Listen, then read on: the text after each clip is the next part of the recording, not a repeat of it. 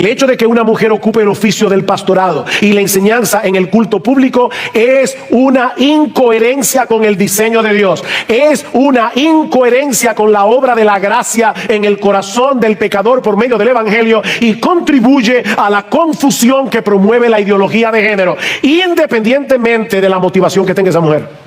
Cuando yo estudiaba en el seminario, tuve fuertes discusiones con un estudiante que defendía vehementemente el ministerio pastoral de las mujeres y su rol de predicadoras en la iglesia. Y uno de sus argumentos era que ella conocía a pastoras y predicadoras cuyos ministerios habían sido muy bendecidos por Dios, y me acuerdo como ahora, y que predican mejor que muchos hombres. Entonces la pregunta es, ¿cómo es posible que Dios use instrumentos que Él mismo desaprueba? Bueno, antes de responder esta pregunta, mis hermanos, es importante resaltar que nunca debemos interpretar la Biblia a la luz de nuestras experiencias. No, debemos evaluar nuestras experiencias a la luz de la Biblia. Y la Biblia enseña claramente que las mujeres no deben ser pastoras, punto. Y que no deben enseñar en el culto público. Ahora, volviendo a la pregunta. Lo cierto es que muchas veces Dios en su soberanía sí usa instrumentos que Él desaprueba. Por ejemplo, en Filipenses capítulo 1 versículo 15, Pablo cita el caso de algunos que predicaban a Cristo por envidia. ¿Ustedes creen que Dios puede aprobar que haya personas que prediquen a Cristo por envidia? Que quieran tener una iglesia más grande que la del pastor tal. Y mucha de esta gente quería ser más notorios que Pablo. Y aprovecharon y dijeron, Pablo ahora está preso. Ahora es que nosotros podemos predicar y hacernos de un nombre, porque Pablo está atado de manos. Y Pablo decía, pero ¿saben qué? Ellos están predicando a Cristo, o por pretexto o por verdad, y en esto me gozo y me gozaré aún. Tal vez Dios estaba usando a esos predicadores que predicaban por envidia para salvar a pecadores, y Pablo dice, ¿saben qué? Yo me gozo en eso. Que Dios muchas veces usa instrumentos inusuales y hace cosas que son inusuales. ¿No ha pasado un montón de veces en la iglesia, en las iglesias, que solteros se casan con inconversos, hermanas o hermanos, y Dios increíblemente y soberanamente convierte al cónyuge incrédulo? ¿Qué vamos a hacer con eso? Es una realidad, ¿verdad que sí? Vamos a usar a nuestros solteros como método evangelístico. ¿Vayan a casarse con impíos? No, porque la Biblia lo prohíbe. El hecho de que Dios en su misericordia y en su bondad use medios inusuales para salvar a un pecador no quiere decir que nosotros tengamos permiso para hacer tal cosa. Veamos ahora, en tercer lugar, cuáles son las cosas que sí pueden y deben hacer las mujeres para beneficio de su iglesia local. Bueno, lo primero es que las mujeres deben aprender.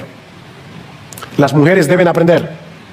Las mujeres cristianas tienen la responsabilidad de crecer en el conocimiento doctrinal de las Escrituras, y la iglesia tiene la responsabilidad de instruirlas. De hecho, en el mismo texto en que se prohíbe a la mujer enseñar y ejercer dominio sobre el hombre, Pablo nos dice que las mujeres deben aprender. Que las mujeres aprendan, dice Pablo, y es un imperativo. Asegúrate, Timoteo, de que las mujeres aprendan. Las mujeres necesitan aprender teología, mis hermanas. Las mujeres necesitan aprender teología, lo mismo que los hombres. Las mujeres necesitan crecer en el conocimiento de Dios. No lean únicamente el libro de familia, está bien que lo hagan, pero no se limiten a eso, mis hermanas. Conozcan los atributos de Dios. Ustedes necesitan conocer el evangelio, todas las aristas del evangelio, para poder aplicarse el evangelio a su vida día tras día, para poder ser ayuda idónea de sus esposos. Las mujeres necesitan aprender, y eso nos lleva a nuestro segundo encabezado, y es que no solamente las mujeres deben aprender, sino que también deben enseñar. Las mujeres deben enseñar. El hecho de que Dios haya limitado a los hombres el oficio pastoral y la enseñanza en el culto público no quiere decir que las mujeres carezcan de ese don o que no puedan enseñar en otros contextos. Lo que se prohíbe en el Nuevo Testamento es que las mujeres ejerzan la enseñanza de una forma tal que violenten el esquema de autoridad diseñado por Dios para el hogar y para la iglesia. Pero las mujeres deben enseñar. Ellas deben enseñar a sus hijos y por extensión a los niños en general. Y Proverbios tiene varios textos sobre eso. El ejemplo de Loida y Eunice, quienes formaron a Timoteo para llegar a ser el hombre que fue. Su abuela y su mamá. Su abuela y su mamá. Y Pablo le dice, Timoteo, recuerda lo que te enseñaron tu abuela y tu mamá, porque desde la niñez has sabido las sagradas escrituras. Ahora, ¿saben por qué Loida y Eunice podían enseñarle las escrituras a Timoteo? Porque conocían la palabra de Dios. Lean el Magnificat de María y ustedes van a ver allí la exclamación y alabanza de una mujer joven, porque probablemente María era lo que hoy se conocería como una teenager, una mujer adolescente ya llegando a la edad adulta, que conocía muy bien las escrituras del Antiguo Testamento. Las mujeres deben enseñar, pero de igual manera las mujeres deben enseñar a otras mujeres. Tito capítulo 2, versículo 3 al 5 dice: las mujeres ancianas enseñan a las más jóvenes a amar a sus maridos y a sus hijos, a ser cuidadosas de su casa, a ser buenas. Y interesante que Pablo le dice a Tito: Tito, tú sabes cómo son los cretenses, malas bestias, glotones, mentirosos, ociosos. Y en esa sociedad, Pablo está diciendo, las ancianas deben ser reverentes en su porte y deben ser maestras del bien en esa sociedad. Pero las mujeres también pueden enseñar a los hombres en ciertos contextos en que la autoridad masculina no sea socavada.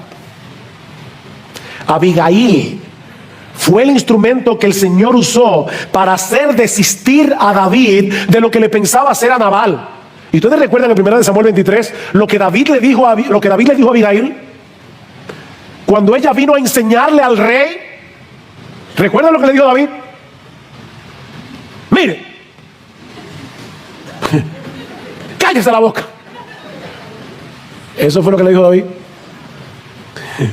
Bendito sea el Señor y bendita seas tú de Jehová, que has venido a estorbarme en el día de hoy. Apolos fue un gran predicador en el Nuevo Testamento. Sin embargo, él no tuvo ningún reparo en ser instruido por Priscila y Aquila. Vean en Hechos 18, 24 al 26. Y el texto griego dice que ellos catequizaron a Apolos, Priscila y Aquila, los dos.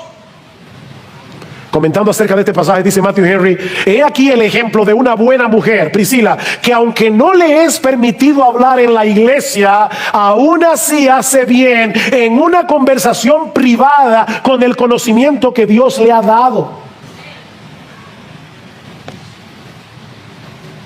Yo le doy gracias a Dios por algunas mujeres escritoras que han sido una enorme bendición en mi vida para aprender muchas cosas.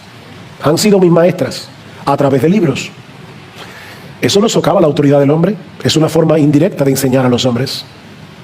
Léanse La pura verdad de Nancy Pearcey. Léanse el libro El Evangelio feminista de Mary Cashan.